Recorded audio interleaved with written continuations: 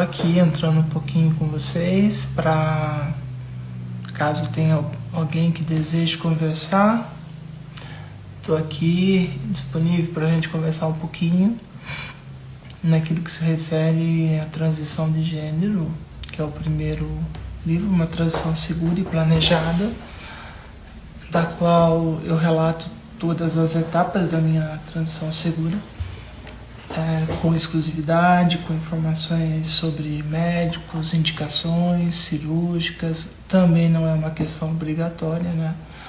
A cirurgia, basta a pessoa se reconhecer, se identificar como uma mulher trans, travesti, pessoa trans, né? Transgênero, que é o termo correto em português, que por sinal é uma linguagem neutra, a expressão transgênero. Enfim, tô aqui, ó, aproveitando e dando uma olhadinha, que eu fiz uma assinatura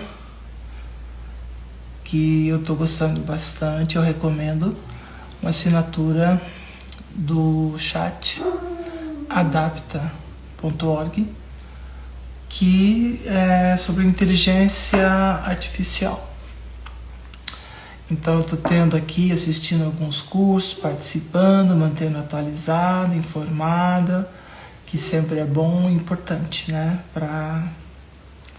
Enfim, para toda a nossa vida, né? Sempre ter um conhecimento de determinadas tecnologias, né? Novas tecnologias, e isso é interessante, eu recomendo. Aí comecei a fazer umas pesquisas aqui que eu acho muito interessantes, né? Uma delas diz respeito à biologia e à ciência, né? Com relação a estudos, né? E fontes de estudo, né? Sobre as questões que envolvem a neuroendocrinologia. Eu não sei se você já ouviu falar, né, mas é um novo ramo dentro da medicina, que é recente, né, e trata sobre questões de interações entre o sistema nervoso e o sistema endócrino. Então ele explora essa neuroendocrinologia, é uma ciência, ela explora como é que esses sistemas regulam os processos, né, como o desenvolvimento e a expressão da identidade de gênero. Portanto, é muito interessante. Aqui inclui, né, nesse contexto de pessoas transgêneros, né, como mulheres trans,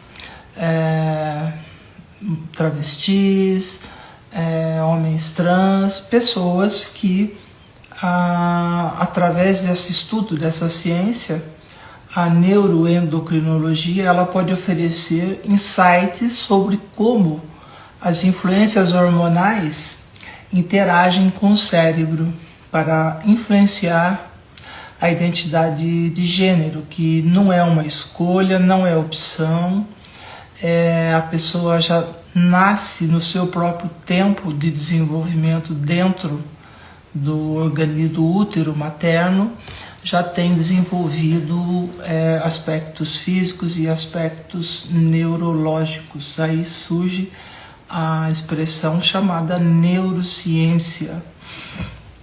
E quem se interessar por isso, que diz respeito ao fato de que nós, mulheres trans, enfim, somos biologicamente mulheres trans, eu sei que isso vai gerar uma... exatamente pela falta de informação que a gente sabe que existe. Então nós vamos citar aqui alguns aspectos, né? Então existe uma parte, alguns pontos da neuroendocrinologia sobre a identidade de gênero, que fala sobre a existência de estudos que sugerem que a exposição a hormônios sexuais no útero pode influenciar o desenvolvimento do cérebro de maneira que afeta a identidade de gênero. A teoria é que variações na exposição a andrógenos, por exemplo, pode influenciar a diferenciação sexual do cérebro de maneira que não corresponda ao sexo biológico. E aqui é bom a gente fazer um parêntese para falar sobre a diferença e cada vez que a ciência caminha, a biologia, a neurociência, a neuroendocrinologia vai caminhando, depois eu vou citar algumas fontes de estudo para você que tem interesse em conhecer a realidade do universo, das mulheres trans, travestis, das pessoas transgêneres, que diz respeito à influência sobre uma diferenciação sexual do cérebro de maneira que não corresponde ao sexo biológico. Para você que não está familiarizado, nem familiarizado com esse tipo de informação, sexo biológico não é o físico, existe aquela identidade sexual que se desenvolve no cérebro. Surpresa? Vamos lá, gente, vamos estudar. Vou passar algumas fontes aqui para vocês, estudos sobre o assunto. Para quem ainda não sabe, algumas pessoas que me seguem, eu já andei fazendo publicações, elas têm conhecimento disto. Então, nós podemos citar aqui, por exemplo, né, um título de um estudo, de uma obra, de fonte, de livro inclusive, Sexual Differentiation of the Human Brain in Relation to Gender Identity and Sexual Orientation. É uma publicação da Functional Neurology de 2009. Tá vendo como que o preconceito sempre é mais atrasado em relação ao conhecimento? Aliás, o preconceito mostra somente a ignorância, né? Tem uma outra aqui, publicação também, Androgen Receptor Repeat Lamb Polymorphism Associated with Male to Female Transsexual. Tem outra revista e livro chamado, esse por exemplo que eu acabei de citar, está num texto, num livro de 2009 também. Nós estamos em 2024 e tem gente que ainda acha que o sexo biológico é só o órgão sexual. Não, não é. Desde 2009 já se estuda, já se entende que existe uma identidade sexual no cérebro, independente da sua formação biológica, física, sexual. Então, esse artigo que eu acabei, a Biological Psychiatry, 2009. Esse artigo ele explora a associação entre polimorfismos no receptor de andrógeno e a transexualidade de homem para mulher, sugerindo inclusive uma base genética. Você que vive falando de biologia, você não é um ser humano biológico, é genética, é biológica. Então, sugerindo uma base genética potencial para a identidade de gênero. É o que eu sempre costumo falar e esclarecer para as pessoas que têm interesse em conversar no mais alto nível, né? Não no nível baixíssimo do preconceito, mas no nível altíssimo da ciência. É exatamente essa questão. Tem mais uma fonte aqui. São vários autores, Luder, Sanchez, Geiser, Toga, Nar, Hamilton, Weilen, que é Regional Grey Matter Variation in Male to Female Transsexual. Essa é uma publicação também de 2009, tem gente falando 2024, asneiras do tipo, essas coisas aí que mostram só mesmo que a pessoa não tem preparação de conhecimento mesmo, né? Olá, tudo bem? Bem-vindos. E é uma publicação de 2009. Né? Então, este estudo ele utiliza imagens de ressonância magnética para examinar variações da matéria cinzenta de mulheres trans.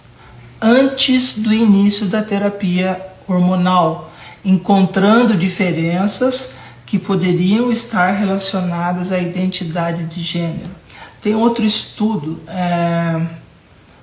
que envolve a parte hormonal, Hormone Treated Transsexuals Report Less Social Distress, Anxiety and Depression, que é da psiconeuroendocrinologia, já um estudo de 2012, 12 anos atrás.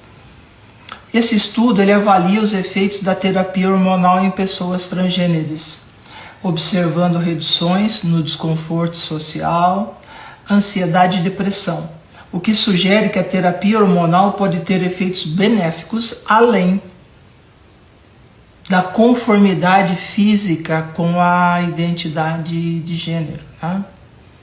São coisas que são interessantes de se tomar conhecimento. Ou seja, linhas gerais, né? A neurologia, a neuroendocrinologia, ela fornece uma janela importante para entender a complexidade da identidade de gênero, incluindo a experiência de mulheres trans. Embora a pesquisa nesta área ainda esteja em andamento desde 2009 e um pouco antes também, tem um estudo de um livro publicado chamado Nós Somos Nuestro Cérebro, de Dick Schwab, um cientista, publicado inclusive na Biblioteca Americana de Medicina há 22 anos atrás. Então a conclusão que se tem é que a neuroendocrinologia fornece uma janela importante para entender a complexidade da identidade de gênero, incluindo a experiência de mulheres trans, né? Embora a pesquisa ela esteja em andamento, e repito, desde 2009, um pouco antes, os estudos sugerem até agora que tanto fatores biológicos quanto experiências vividas contribuem para a identidade de gênero. A interação entre hormônios, genética e ambiente continua a ser um campo para futuras investigações, com o potencial de melhorar significativamente a compreensão da sociedade com relação a compreender e apoiar as pessoas transgêneres. Tá bom? Por hora é só para abrir a mente um pouco mais e sair daquela mesmice ridícula do preconceito que só demonstra ignorância absoluta sobre a neuroendocrinologia, neurociência e a própria medicina. Sim, as mulheres trans, nós, mulheres trans, somos seres biológicos.